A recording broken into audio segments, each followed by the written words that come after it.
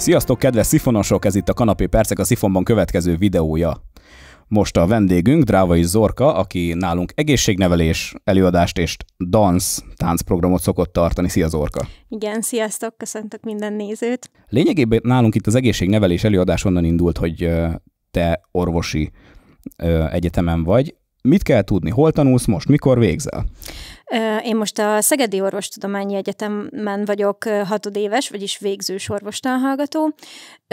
Hát körülbelül 2 hónap múlva fog sor kerülni az államvizsgámra, és utána, ha minden jól megy, akkor még 1 hónap múlva fogok diplomát kapni, és utána doktori címet. Hát innen is szurkolunk neked, és remélem, hogy a fiatalok is szurkolnak. Köszönöm szépen! Most említetted, hogy az egyetemen vagy. Pontosan hány év alatt lesz az ember orvos? Az orvosképzés Magyarországon úgy néz ki, hogy egyetemre 6 évig jár az ember. Ez alatt kap egy általános orvosi végzettséget, ugye ezzel lesz majd diplomája, tehát 6 év az egész általában. Itt jársz most. Itt járok most én, igen, ezzel a 6 évvel. Most fogok végezni. És hogyha most ezzel végzel, akkor te egy általános orvos leszel ez a 6 év alatt? Igen, egy általános orvos, ami azt jelenti, hogy igazából csak magát a doktori címet kapja meg az ember, és utána, tehát hogy itt még a házi orvosi sem jön szóba, tehát itt még önállóan nem praktizálhat az ember ezzel a végzettséggel. Értelek, és amúgy gyerekkorod óta érdekel az orvos, vagy az egészségügyi irány, orvosi irány, vagy ez hogy jött nálad? Érdekes volt, megmondom őszintén, hogy nagyon, mint általában minden gyereknek, nagyon változóak voltak az érdeklődési köreim. Biztos vagyok benne, hogy kisebb koromban felmerült az, hogy orvos legyek. Igazából középiskolában úgy nagyon nem tudtam, hogy merre szeretnék pontosan menni.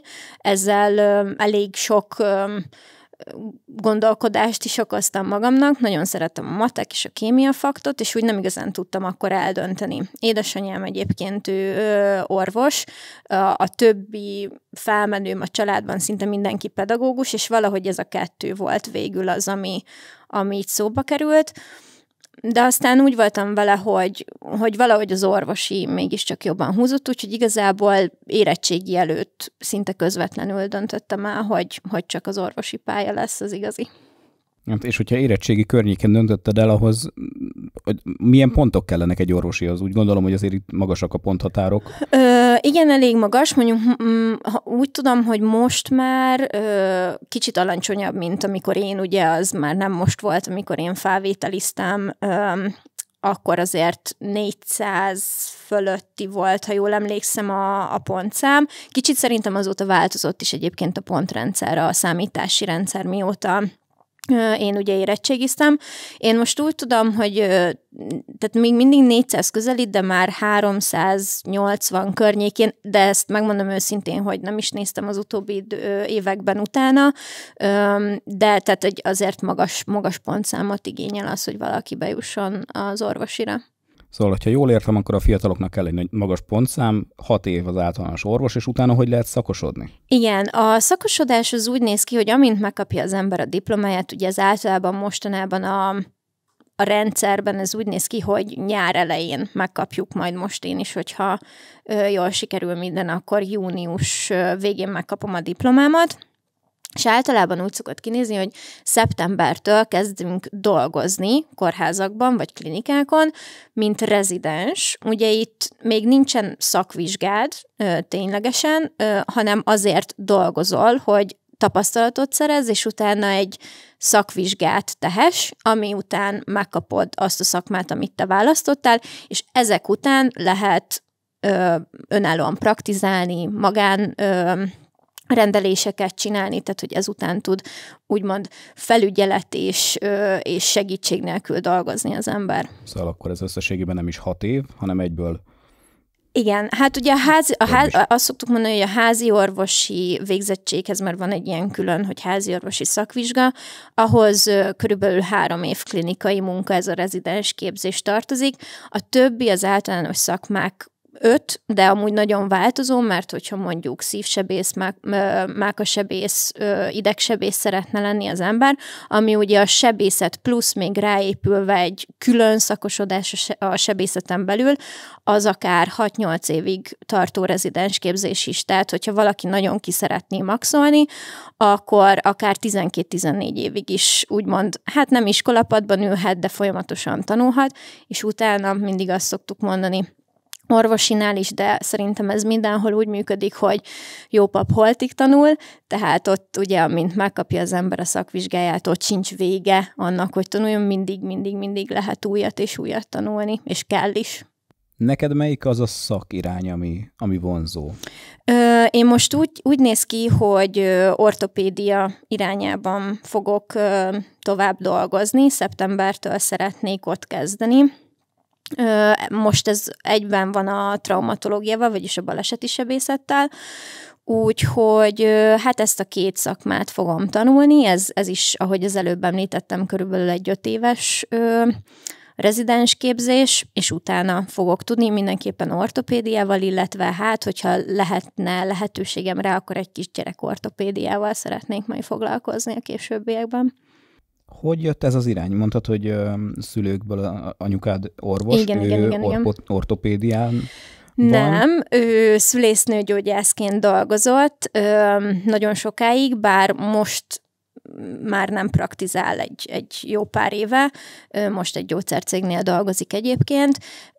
Igen, tehát ő szülésznőgyógyász volt, ami ilyen szempontból hasonló az ortopédiához, és akkor így a kérdésedre válaszolva, hogy tehát mind a 2 ugye műtétes szakma, manuális szakmákról beszélünk, sebészetnek vehetjük úgy, hogy bizonyos ágai, és ezért ilyen szempontból hasonlítok anyukámra, mert ő is nagyon szerette ezt a vonalat, én is, és igazából nekem így jött ez az egész, a mozgásszervrendszer, ugye izmok, csontok, egyebek, azok mindig is nagyon érdekeltek, szerettem csinálni, kicsit a sport és a mozgással kapcsolatban ezek szerintem nagyon érdekes dolgok, úgyhogy nagyjából ez volt az ok a választásra. És mi az, ahol már egy ortopédust hívnak be, mondjuk egy műtétnél? Mondtad az előbb, hogy vázrendszer, mozgás és társai. Igen. De mi az, amit az ortopédus csinál? Mi az, amitől ő több? Igen.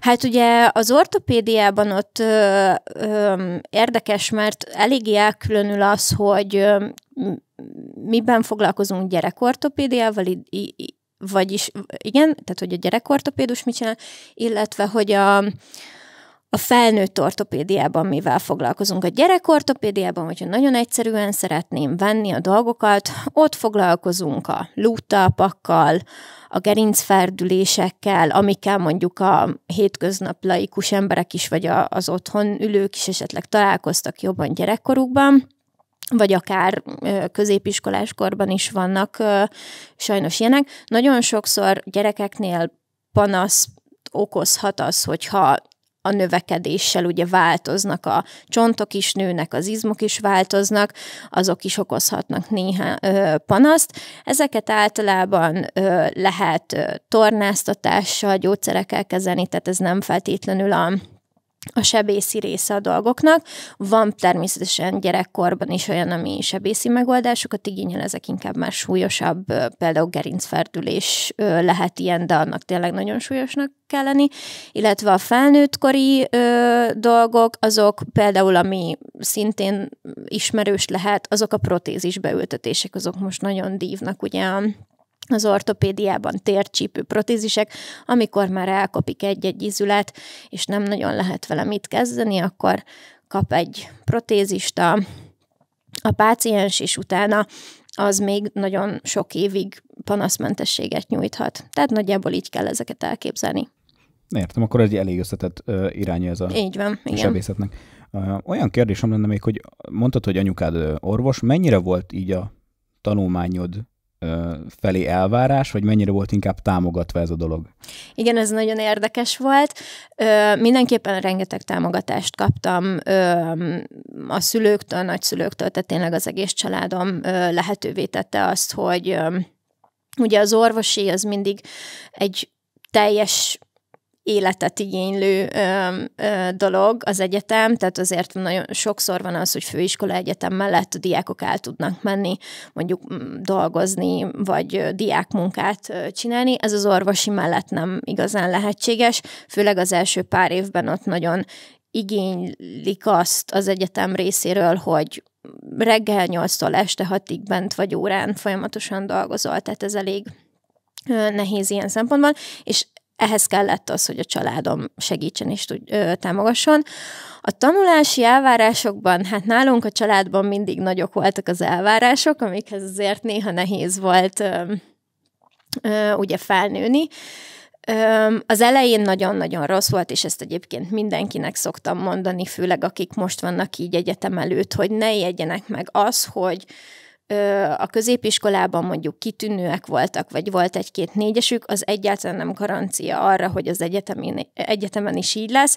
Ott igenis meg kell tanulni azt, hogy mondjuk egy 2-es az már majdnem felér egy 5-össel, tehát ott nem feltétlenül a jegy az, ami számítani fog. Most ez kicsit ilyen takarózásnak tűnhet, de egyébként tényleg így van. Nagyon érdekes volt, mert ugye most a Covid járvány alatt nagyon sokat otthon vizsgáztunk mi is az egyetem alatt, internetes ilyen tesztes vizsgákon, és hát volt olyan, amikor anyukám is odaült, és akkor nézte a kérdéseket, és szerintem akkor egy kicsit ő is érezte, hogy hát azért nem teljesen, hogy is mondjam, csak megegyező az, hogy az elvárások és amit ténylegesen kérnek az egyetemről. Úgyhogy volt ő is, hogy azt mondta, hogy hát itt ez olyan vizsga volt, hogy jó volt az a 3-as, vagy tehát most csak mondtam egy példát. Tehát azért érdekes, hogy változik a dolog ilyen szempontból. Általános és középiskolában hány orvosi igazolást kaptál anyukától?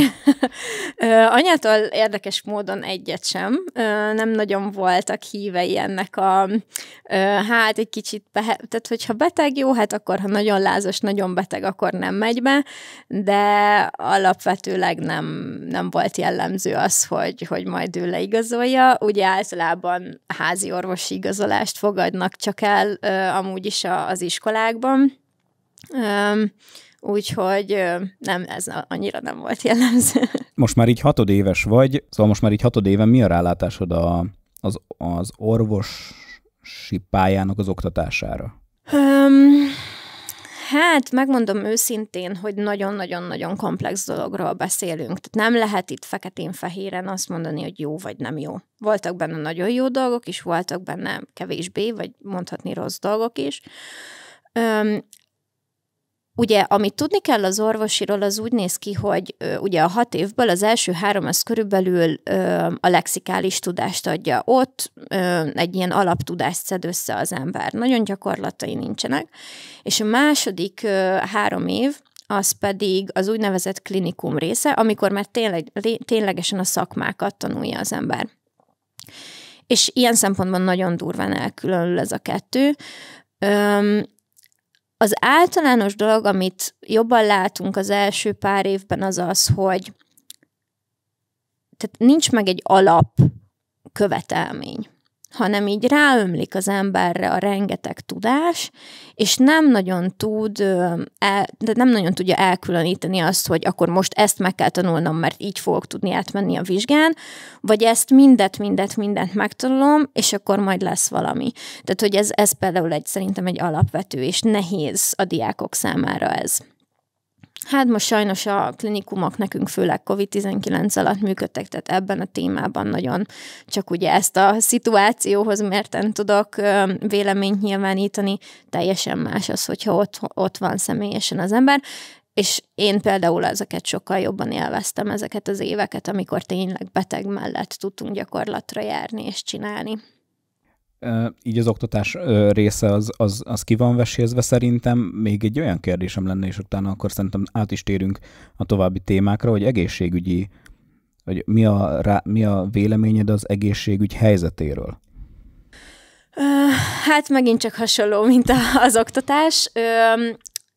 A mostani egészségügyi helyzet alakulóban van, én úgy gondolom. Megmondom őszintén, hogy a mögöttes dolgokat nem tudom. Tehát gazdasági, politikai, mindenféle befolyást nem ismerek a mögöttes dolgokban. Viszont amit első kézből tapasztalok most, ugye a 6. évünk az általában úgy néz ki, hogy szinte csak gyakorlatokon vagyunk, tehát most az utóbbi 1 évem az arról szólt, hogy kórházban, mint hogyha dolgoznék rendesen. És azt látom, hogy vannak ellentétek a betegek és az orvosok között, amit valószínűleg a rendszer szül, sajnos, de mindenki borzasztóan le van terhelve, nagyon sok a beteg, most a Covid miatt nagyon sok megcsúszott beteg van, akikkel ugye mondjuk a Covid miatt nem tudtak foglalkozni, és most sűrűsödnek fel a betegek. Illetve hát azért vannak alapvető gondok olyan szempontból, hogy például eszközhiányunk van nagyon sok, vagy a kórházak elég rossz állapotban vannak. Nem fényes a helyzet, de mindenképpen úgy gondolom, hogy alakulóban van, és valamerre el fog mozdulni az elkövetkezendő pár évben az egészségügy. Meglátjuk, hogy reméljük, hogy jobb irányba, és a betegeknek is, és az orvosoknak is, illetve az egészségügyi dolgozóknak is kicsit pozitívabb változások következnek. Biztató ezt hallani olyantól, aki részben azért részese is ennek, és reméljük, hogy igazad lesz, és ez így fog változni. Havi rendszerességgel vagy itt a Szifonban nálunk, és tartasz egészségnevelés előadásokat. Milyen témában voltál már idáig előadni? Ugye drogprevenciós előadás, függőség és drogprevenció volt, ez volt a legelső, az amúgy is az eredeti témám, amit én nagyon szeretek vinni, illetve tumorprevenció, akkor szív- és érrendszeri betegségek, és hát még sok más is jön majd a későbbiekben, ha összejön. Ezeket a videókat itt fönt, hogyha ide kattintotok, itt fogjátok megtalálni. Mit gondolsz arról, hogy ezek az egészségnevelés előadások mennyire mozgatják meg a fiatalokat, mennyire lenne értékes az, ami szólna nekik, mennyire érdekes számukra ez az egész előadás? Mindenképpen úgy gondolom, hogy vannak olyan témák, amik érdekesebbek, meg van, amik kevésbé érdekesek. Most, amit ugye az előbb felsoroltunk, és voltak már témák, mindenképpen a függőség és a drogok téma az mindig egy favorit, tehát arról nagyon szeretünk beszélgetni. Kell is, nagyon szuper. Ami egy kicsit kevésbé, mondjuk, hogyha pro és kontrát nézünk, az mondjuk a szív- és érrendszeri betegségek. Érdekes módon viszont jó lenne, hogyha érdekeltek lennének benne, mert pont abban a korban vannak, amikor el lehet kezdeni ezekről a dolgokról beszélni, és kell beszélni. Lehet, hogy több 10 év múlva lesz csak ezzel majd, vagy ezzel fognak találkozni, vagy lesz vele problémájuk, de mégis, ahogyha valaki megnézi ezt az előadást, akkor ott is elmondom benne, hogy fontos, hogy már fiatalkorban elkezdjünk ezekkel a dolgokkal foglalkozni. Úgy lehet megelőzni és kitolni ezeket a dolgokat. Úgyhogy remélem, hogy azért vannak, akik érdekeltek ebben is, de szerintem van más téma, amik majd az elkövetkezendőekben jönnek, amik mindenképpen érdekesebbek a fiatalság számára. Hát reméljük, hogy ugyanúgy jönni fognak, mint például a drogprevenciós előadásra, mert ideig az volt a legnagyobb fiatalokat érintő. És ott nagyon jókat beszélgettünk is, és az nagyon szuper volt, mert én is szeretem egy kicsit így individuálisabb, interaktívabban, meg individuálisabban tartani a dolgokat, úgyhogy én nagyon szeretném, hogyha jönnének, és tudnánk beszélgetni ezekről a dolgokról. Hát azért is gondoltunk téged releváns előadónak ebben a témában, hiszen orvostanhallgatóként csak közelebb állsz hozzájuk is korosztályban, mint hogyha egy orvost hívnánk be, mégis jobban belelátsz ezekbe, mint ők, és reméljük, hogy tényleg mozgatni fogja a fiatalokat. De te nem csak egészségnevelés előadást tartasz nálunk, hanem több ízben is itt vagy a Szifon falai között, és az egyiknek az oka az, hogy te vagy a BIS-nek a koreográfusa, ha jól tudom. Igen, a Bihari Ifjúsági Stúdió, ez Abonyban egy amatőr, vagy hát ha mondhatom így, félprofi színkör. Fiatalokkal dolgozunk ott is, szerintem teljesen a Szifon profiljához passzol a dolog. Általában musicaleket szoktunk összerakni, és igen, én vagyok a tánckarnak a koreográfusa.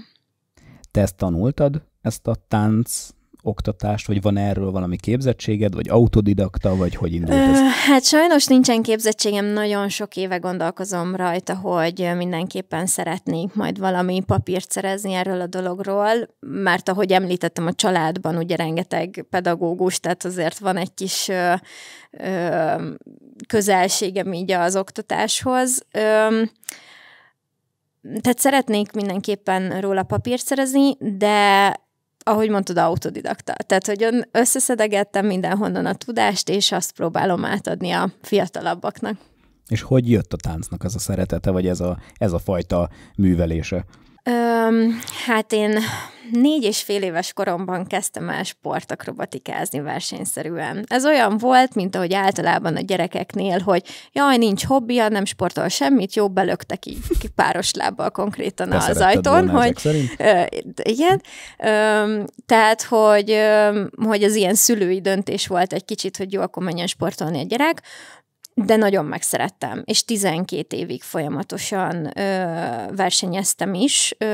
Ott azért, hát nem annyira táncos, de azért ott kezdtem el ezt a táncvonalat vinni, és akkor általános iskolában az iskola ajánlott egy lehetőséget, hogy elkezdhetünk társas táncolni, és onnan kezdődött ez az egész, és Szolnokon is társas táncot tanultam, akkor egy kis versenytáncot is, de mondjuk ott versenyezni nem nagyon versenyeztem. Az egyetem alatt a cheerleader csapatban voltam szinte egész egyetem alatt, ott utána csapatkapitányként is dolgoztam kb. 2 évig, szóval azért mindenféle területről próbáltam, meg így vitt az élet, hogy itt is egy kis tánc, ott is egy kis tánc, és szeretem csinálni, tehát tényleg nagyon-nagyon megtaláltam magam a táncban. És magába a BIS-be hogy kerültél be? Te kerested meg őket, ők találtak meg téged, egy társaságból indult? Ők találtak meg engem, de érdekes volt, mert az egyik vezetőtársam, a Bihariban Fajka Zsanett, ő vele általános iskolában osztálytársak voltunk és barátnők, és ő 2014-ben keresett meg, hogy az István a királyt fogják csinálni a gyerek, illetve felnőtt akkori színkörrel, hogy tánckarba esetleg, mert tudta így az én táncos kis dolgaimat, és akkor, hogy nem akarok-e. Hát mondom, de hogy nem. És 2014 óta folyamatosan ott vagyunk. Az akkori vezető, Bakos Melinda, ő utána családi okokból így nem nagyon tudott már foglalkozni tovább a csapattal, és így én kaptam meg a tánckar vezetői szerepet, és így szép lassan, körülbelül 2018-ban alakult meg a tényleges Bihari Ifjúsági Stúdió, és azóta 3-an dolgozunk együtt, ugye az egyik társamat már említettem, a másik pedig Balogh Tamás Zsolti, és így 3-an vezetjük a társulatot. Mennyire tudsz azonosulni ezzel a szereppel? Az elején nagyon furcsa volt és nehéz, de igazából a társaság az ilyen félig baráti, félig azért ugye a munka, és tehát egy család alakult, ha mondhatom így, mert tényleg nagyon régóta, vannak olyan tagok, akikkel nagyon régóta dolgozunk együtt, és hát egy komoly feladat, mert azért ugye nem csak a koreográfusi részt csináljuk meg mindenki a saját kis vonalát, hanem azért a szervezés, a darabok felépítése azért nem kevés időt igényel, de tényleg egy hobbiként nagyon szeretem csinálni, és nem is nagyon tudnám elképzelni nélkül az életemet. Hát remélem, hogy a BIS-sel még kapcsolatos interjú lesz, hiszen hogyha elfogadtok egy meghívást, akkor szívesen várunk titeket egy akár következő beszélgetésre. Nagyon szépen is köszönjük, igen, és mindenképpen nagyon szívesen jövünk. Amikor egy koreográfiát megálmodsz, kitalálsz, hogy szokott ez működni? Egy már működő koreográfiát próbálsz átalakítani a BIS-re, vagy amikor egy nagyobb előadást dolgoztok fel, akkor pont az a lényeg, hogy az eredetit próbáljátok megvalósítani, vagy látsz mozdulatokat, és azokat te rakod össze külön-külön? Gondolom az előadásokhoz is külön csoportosítható, hogy melyiknél mi játszik, de ezt hogy kell elképzelni? Igen, hát ez ugye úgy szokott kinézni, hogy általában amiket az utóbbi években csináltunk, nagyobb darabok, ugye általában ezek musicalek, ott nem mindig feltétlenül az eredetit szeretjük alapul venni. Szeretjük a saját profilunkra formálni a dolgokat. A táncban is így van, de volt már olyan természetesen, ahol nagyon tetszett mondjuk egy eredeti koreográfia, és akkor azt meg lehetett találni mondjuk YouTube-on, vagy valahol, és akkor abból vettem ötleteket, nem feltétlenül egy az egyben lemásoltuk, de mindenképpen inspirációnak jók voltak ezek a videók. Most a legutóbbi, a tavalyi előadásunk az a Hotel Mental volt. Nagyon szerettük, igazi retro Hungária zenék voltak benne, de én voltam az egyedüli, aki kicsit fenntartásokkal ment neki a dolognak, mert hogy ugye a Hungária, illetve a retro az egy nagyon egy sémára épülő történet, vagy több nagyon hasonló számban, ugye twist, rock and roll, ezek a formák, és nagyon tartottam attól, hogy változatos koreót tudjak ugye mutatni a színpadon. Kihívás volt, az biztos, de nagyon sokat segítenek a többiek is egyébként. Most már egyre többet dolgozunk együtt a koreográfiákkal, tehát mondhatom, hogy igen, én vagyok a koreográfus, de mondjuk rengeteg asszisztensem van, és nagyon sok segítséget kapok a csapattól. Hát és azt azért ne felejtsük el megemlíteni, hogy ezt a Hotel Mentolt, igen. Ezt azért többször sikerült ezzel az előadással megtölteni az Abonyi Műfázat. Így van, nagyon nagy sikere volt, aminek nagyon-nagyon örültünk, mi is nagyon élveztük, mert egy hatalmas, színes, pörgős produkciót tudtunk belőle kerekíteni. Azt kellett tapasztalnunk, hogy kezdjük kinőni az Abonyi Művelődési Házat, mind a stáb, a színpadot, illetve igen, ahogy mondott, többször kellett és teltházas előadásokat tudtunk tartani. Volt olyan, hogy még kereslet lett volna rá, és már akkor nem tudtuk ezt megoldani, de azért próbálunk mindig úgy elegendő előadást csinálni, hogy mindenkinek az érdeklődését tudjuk kielégíteni. Hát jó azt hallani, és gratulálunk hozzá. Köszönjük szépen. Így, hogy most így a BIS, mint színjátszó kör, te mondjuk sokszor szoktál-e színházba járni? Nem. Tehát erre egész egyszerűen ez a válasz. Sajnos nem nagyon marad rá időm. És ez mind azért mindig azt kérdezik, hogy hát orvosi mellett, hogy van idő az embernek még ezt is, meg azt is. Hát úgy, hogy nem jár színházba, vagy nem jár nagyon ide-oda.